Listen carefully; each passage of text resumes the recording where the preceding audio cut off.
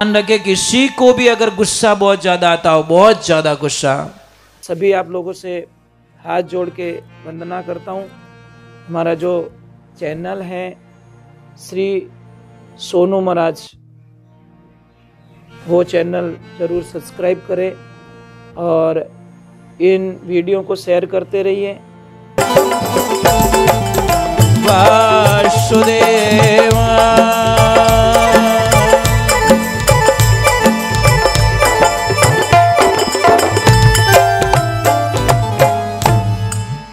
बोले कृष्ण कन्हैया लाल की। बोलो राधे, थोड़ा जोर से बोलो ना, राधे। जय श्री कृष्ण। कितना सुंदर पदों का वर्णन किया गया। भगवान का नाम लेने पर कितनी खुशी मिलती है। आप लोगों को एक बात का ध्यान रखना है, जो घर पे आप आरती पूजा करते हो भगवान की, जो आरती करते हो सुबह के टाइम में या शाम के टाइम में, कभी भी कैसेट बजा के ना करें। आप लोग तो डायरेक्ट कैसेट बजाते हो और आरती कर देते हो, वो नहीं, मान्य नहीं है। आप एडी कर जो थारे रोटी खावाने एक बड़ी राग जो हाथ है कि यार तू धाप बोई कर, थारे हाथ लगा दो मारो पेट भर जाइए। वारे कृष्णा वाह, 7 मिनट का टाइम हमारे पास में नहीं और भगवान को हम बुलाना चाहते। कैसे संभव हो सकता है? कैसे संभव हो सकता है? भगवान को पाने के लिए राजाओं ने राज छोड़ दिए। बहुत बड़े राजा थे, राजा भरतरी, उन्होंने भगवान की प्राप्ति के कितने भगवान की भक्ति को पाने के लिए सारा राजपाट छोड़ दिया। अपन तो नहीं छूटे अपनो मोबाइल। महाराज थाने कह दियो रे कि काले सत्संग में आवनो है और मोबाइल कोई हाथे मती लाई जो, मां कसम अटे जगह खाली पड़ी रही कि महाराज थो तारे घरे जाने भजन बोलो, आपो मोबाइल बिना नहीं रहवी जे। कहाँ मन लगाते साहब, कहाँ मन लगाते हम लोग, कहाँ प्रीति है महाराज। देखो मैं एक छोटी सी बात हूं, शास्त्र में लिखा है कपड़े मत बदलिए, कर्म बदलिए।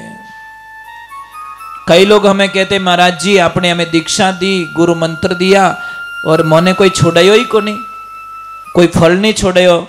हम फल नहीं छोड़ाते भाई, हम बुरी नेचर छोड़ाते, बुरी आदतें छोड़वाते कि भाई आप गलत बोलते हो तो वो छोड़ दो, गुस्सा आता तो वो छोड़ दो, किन्हीं थारी मारी करो तो वो छोड़ दो।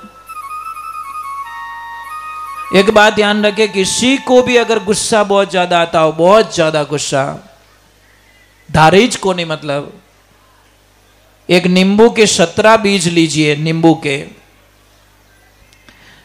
और ये पपीता आता है ना, पपीता, उसकी इतनी सी जड़, अपने देसी भाषा में अंड काकड़ी के वो, उसकी इतनी सी जड़ लीजिए और काले कपड़े में बांध दीजिए उसको।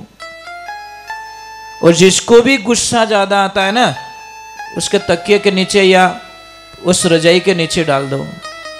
आप ट्राई कर सकते हो, थोड़े दिनों में आपकी भाषा बदल जाएगी, आपका स्वभाव बदल जाएगा, आपके विचार बदल जाएंगे, क्रोध आना कम हो जाएगा। महाराज जहां क्रोध करना चाहिए वहां नहीं करते हम लोग, जहां क्रोध नहीं करना ने वहां कर लेते हैं। हम तो ये बोलते भाई घर में ये चीजें बिल्कुल अलाउ नहीं है। जिस घर में बड़े गरम और छोटे नरम, उस घर का कल्याण हो जाता है। पण अटे तो ऊंधो सिस्टम है। शास्त्र कहीं कहवे कि भाई माथो तो रेवणो ठंडो, पेट रेवणो नरम और पग रेना गरम। अब देख जो बात सिस्टम बताऊं थाने, सिर रहना है ठंडा, पेट रहना है नरम और पग रहना है गरम।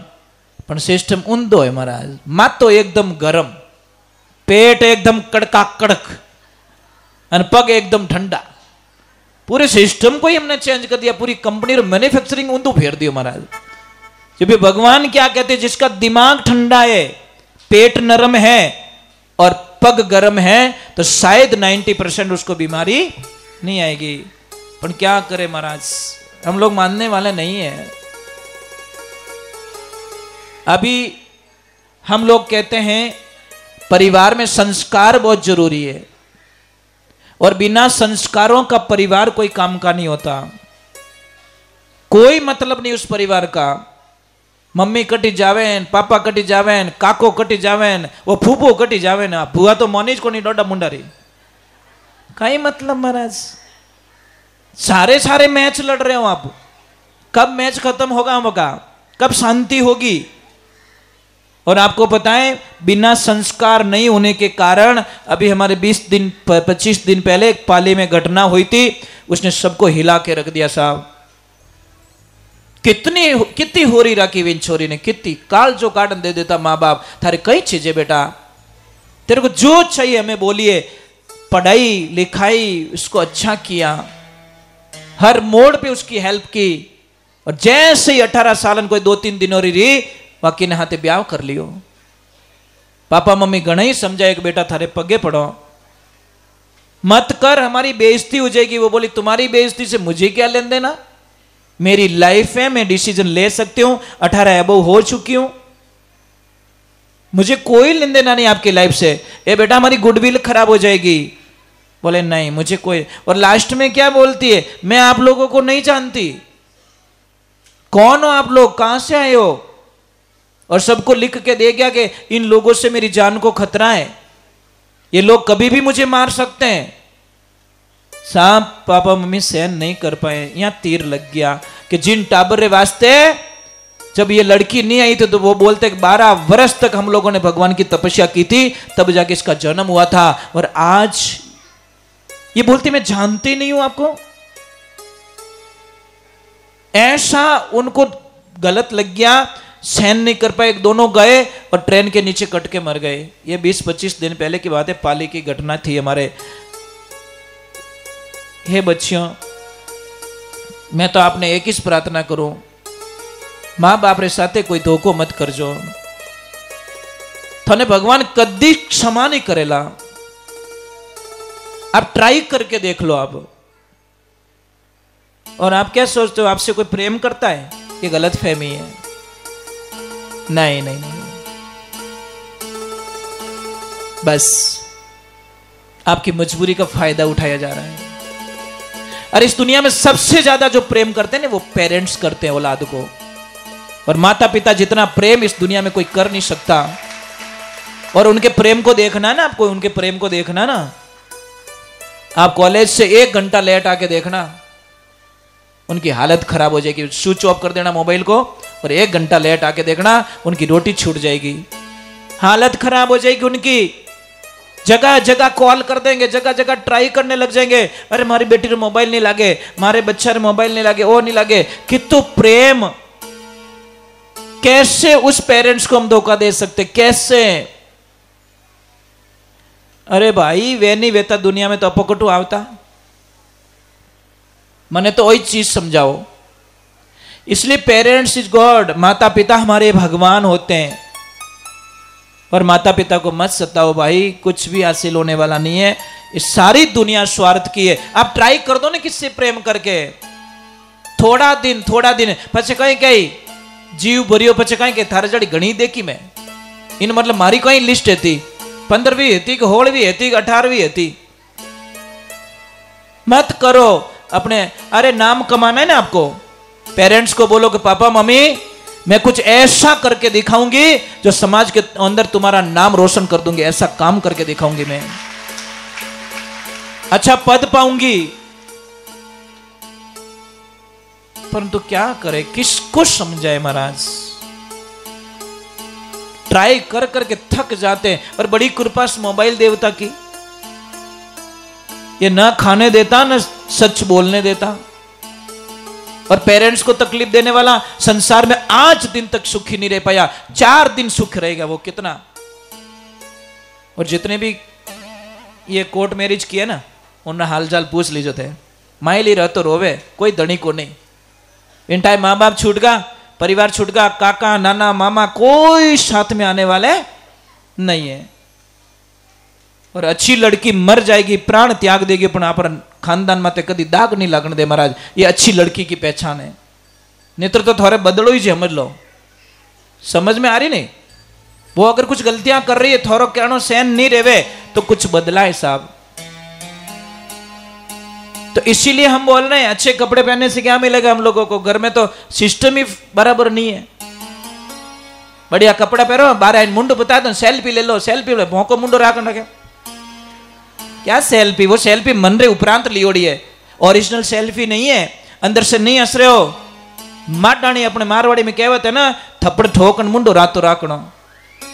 नहीं हंसो तो दुनिया कहीं कही।